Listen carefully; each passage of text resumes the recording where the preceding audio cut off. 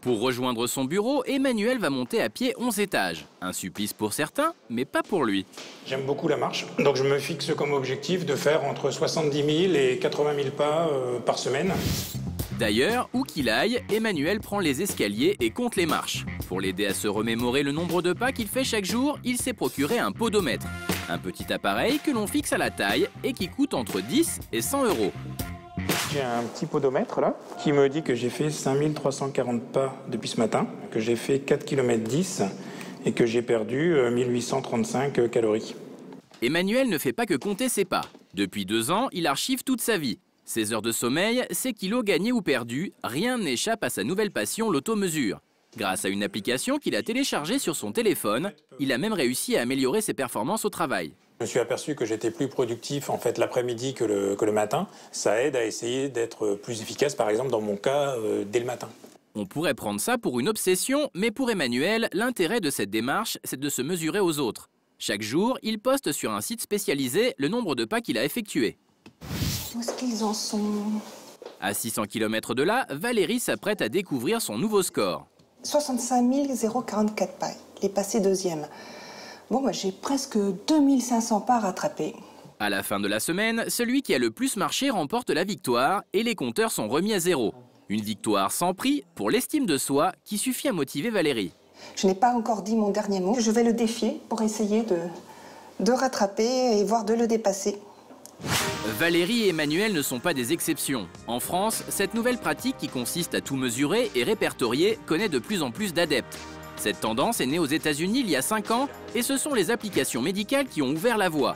Au milieu des balances et autres tensiomètres qui transmettent directement leurs données à votre ordinateur, on trouve des outils un peu plus farfelus pour compter ses coups de fourchette ou ses longueurs à la piscine.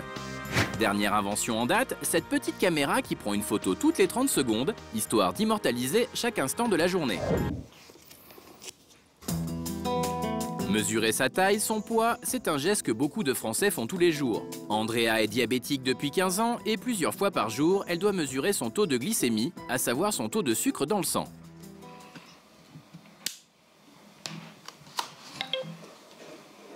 Grâce aux nouvelles technologies, sa vie a changé. Elle branche son lecteur de glycémie directement sur son téléphone et n'a plus besoin de le faire manuellement. Ces relevés, c'est l'application qui s'en charge. Ça sert dans ma vie au quotidien, j'ai toujours mon téléphone avec moi, j'ai toujours mon lecteur de glycémie avec moi. Ça me permet de consacrer ma vie un peu à autre chose.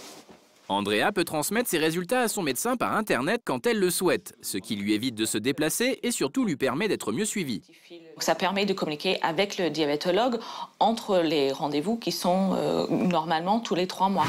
Si Andrea n'a pas le choix, Valérie, elle, pratique l'automesure pour son simple plaisir. Nous la retrouvons en pleine randonnée, prête à tout pour rattraper son retard sur Emmanuel. En plus de ses bâtons et de ses chaussures de marche, elle porte un podomètre à sa taille et un bracelet électronique à son poignet. Cet appareil beaucoup plus sensible détecte le moindre de ses mouvements. Ce bracelet mesure plutôt l'activité en général, puisque déjà il se porte au bras. Donc si on fait une activité comme la marche nordique, en plus de mesurer les pas, il va mesurer en plus tous les mouvements des bras. L'intérêt de ce bracelet, c'est que plus on agite les bras, plus on gagne de points. Cette séance de marche nordique va donc permettre à Valérie de brûler les calories et de faire grimper son compteur. J'ai dépassé les 2000. 2000, c'est pour quelqu'un qui reste encore assez actif, qui n'est pas encore le grand sportif, parce que j'ai des amis qui peuvent faire 10 000 points dans la journée. Pour cette sportive, ces gadgets sont devenus indispensables, voire vitaux. Ça m'est déjà arrivé d'oublier un de mes appareils, mais j'avais l'impression de ne pas avoir marché ou de ne pas avoir couru, ce qui est faux dans la réalité. Avec ces appareils de mesure, Valérie se fixe chaque jour de nouveaux objectifs et pour cette célibataire, c'est devenu un besoin. Il y a quelques mois, elle s'est retrouvée sans bracelet car il était trop petit, un moment difficile. Donc ne plus avoir ce petit soutien psychologique qui est ce bracelet, j'ai senti comme un manque. Bon, qui n'était pas non plus, comme quelqu'un qui est drogué. Mesurer, quantifier et noter chacun de ses gestes, est-ce vraiment sans danger?